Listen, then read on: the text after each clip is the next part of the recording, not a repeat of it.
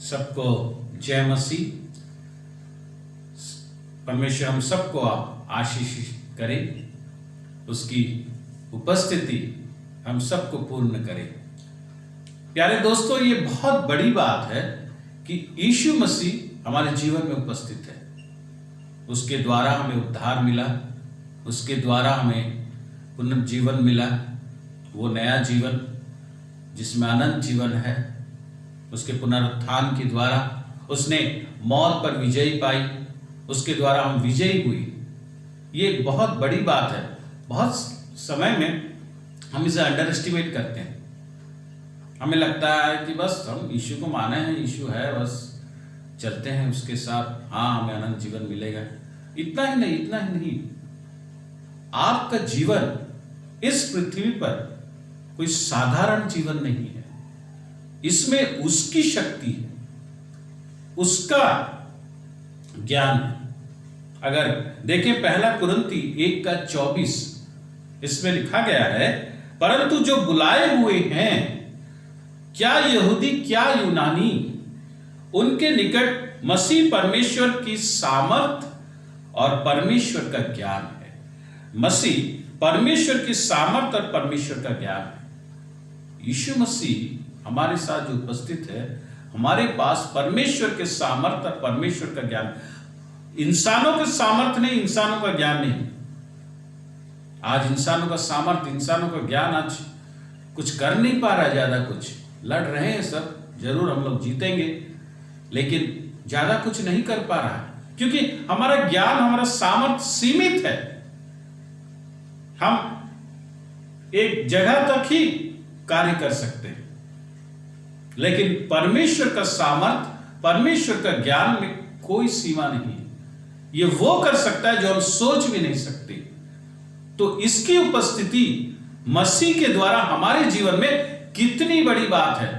हम हर समय, ज्यादातर समय छोटे छोटे चीजों में इमोशनल हो जाते हैं, अपने आप को कमजोर समझने लगते हैं, रोने लगते हैं, नहीं हो रहा है कैसा करेंगे, अपने आप को हारा हुआ महसूस करते हैं कुछ बात सुन के, ये नहीं हो सकेगा। और प्यारे दोस्तों, अपने लाइफ को अंडर एस्टिमेट मत कीजिए। अगर हमारे जीवन में, अगर हमने परमेश्वर को, यीशु मसीह को अपना उद्धारकर्ता स्वीकार किया, अपना परमेश्वर स्वीकार किया है, उसके हाथों में अपना जीवन दिया है, तो हमारा जीवन का जो मतलब है वो बदल चुका है, वो बहुत बड़ा हो गया है, क्योंकि उसमें परमेश्वर का सामर्थ काम कर रहा है। परमेश्वर जिसने सब कुछ बनाया, उसका सामर्थ, किसी इंसान का सामर्थ नहीं। प्यारे दोस्तों, कितनी बड़ी बात है। आपका जीवन कितना बड़ा है, आपका जीवन का कितना कितना वजन है। कभी आपने सोचा है? कभी आपने सोचा है? अगर उत्पत्ति देखेंगे मूसा, अब्राहम के बारे में, परमेश्वर ने उससे कहा था संतान, वाचा का संतान परमेश्वर देगा। समय बीतता गया, कुछ हुआ नहीं। इन्होंने अपने आप से कोशिश की, अपनी जो सोच से आगे बढ़े, लेकिन वो भी इनके मुताबिक कुछ हुआ नहीं, और प्रॉब्लम हो गई। और हम देखते हैं उसके बाद फिर से 18 अध्याय में, इसे जरूर पढ़िएगा, 18 अध्याय में, उत्पत्ति 18 में फिर से उनसे यही बात दोहराई जाती है।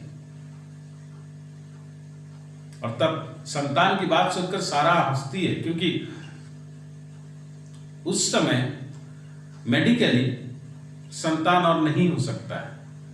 आज की भाषा में मेडिकली मैं बोलूं, या फिर वर्ल्डली वे में नहीं हो सकता, क्योंकि उम्र बीत चुका था। और जब वो हंसती है तो यही उससे पूछा जाता है 14 में कि प्रभु के लिए क्या कोई चीज कठिन है? कोई चीज क्या बड़ा आश्चर्य काम है? Is it very too difficult for lord? और हम जानते हैं, आप और मैं, अगर आप आगे पढ़े आप देखेंगे, आप जरूर जानते हो क्या हुआ। जो संसार की ओर से नहीं था, जो इंसान की सोच के अनुसार नहीं हो सकता है, वो हुआ, वो हुआ, और कितना बड़ा हुआ। परमेश्वर जो कहता है वो जरूर करता है। आपके लिए, मेरे लिए आज असंभव है, लेकिन परमेश्वर के लिए असंभव नहीं है। ये है उसकी सामर्थ्य। हाँ, आपके पास वो सामर्थ्य नहीं है, लेकिन आप जिसे अपना जीवन दिए हैं उसके पास सामर्थ्य है।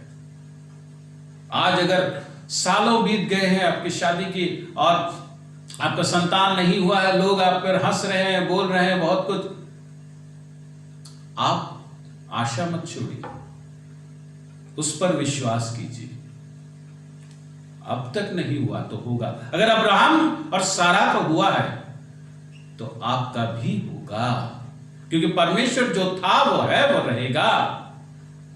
हाँ प्यारे दोस्तों, आज आपका अगर परिवार में कुछ चीज टूट चुका है, आपको लगता है कि और नहीं होगा, आपका वकील कहता है और नहीं होगा, समय हो गया है, आप पहले से कुछ करते तो होता, होगा।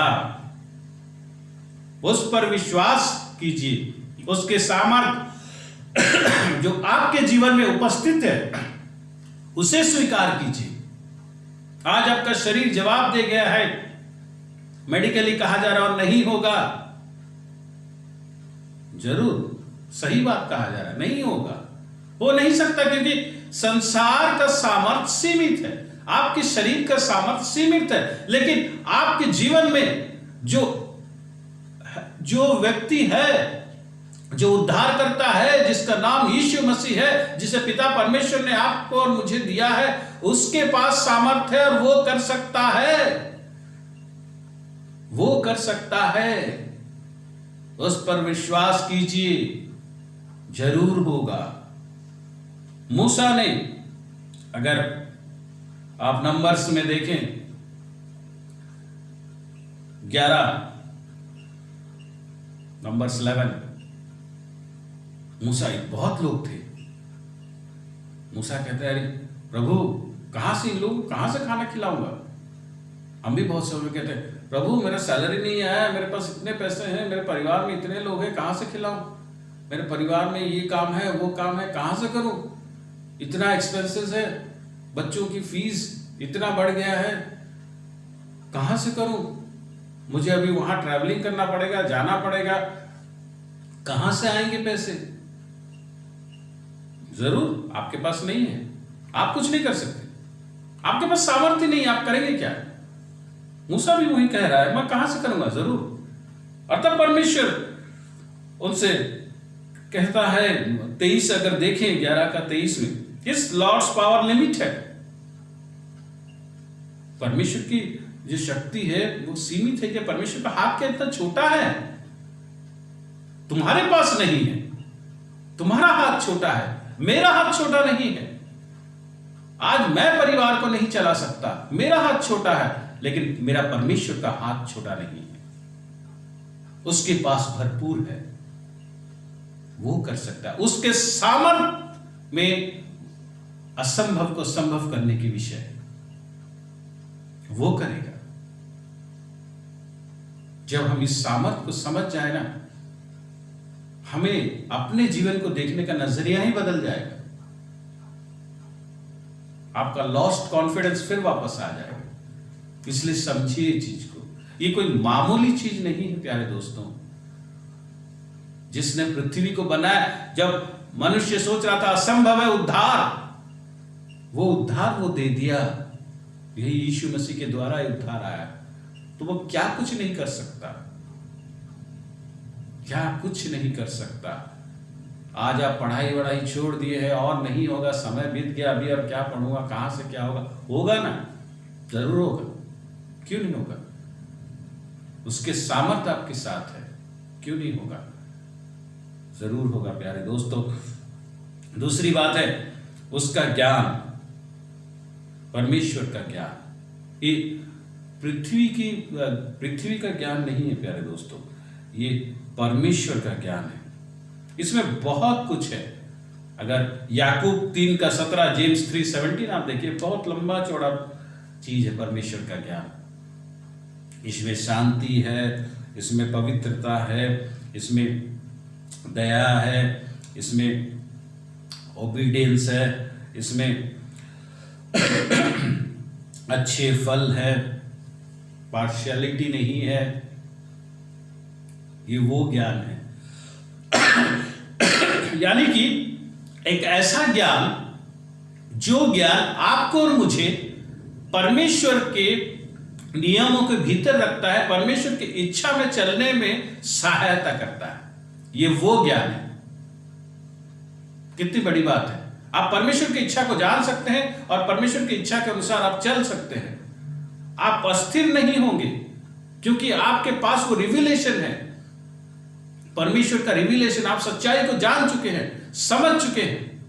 ये ज्ञान जो आपको आगे की चीज दिखाता है जो साधारण लोग नहीं देख सकते, आपको वो प्यार दिखाता है जो साधारण लोग महसूस नहीं कर सकते, आपको वो राज्य दिखा सकता है, आपका वो जीवन दिखा सकता है जो साधारण लोग देख नहीं सकते, सोच नहीं सकते। क्या करता है ये ज्ञान?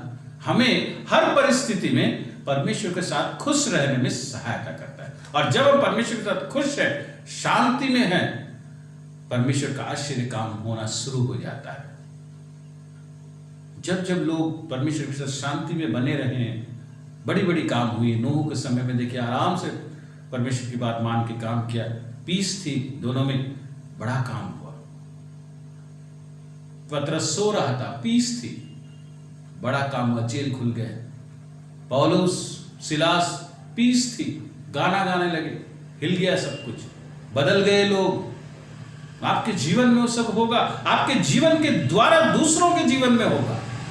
यह है परमेश्वर का सामर्थ्य, यह है परमेश्वर का ज्ञान। ये आपके और मेरे जीवन में मौजूद है यीशु मसीह के द्वारा। इसीलिए आज से प्यारे दोस्तों, अपने जीवन की छोटी छोटी चीजों को जो नहीं हो रहा वो सब देख के मायूस मत होइए।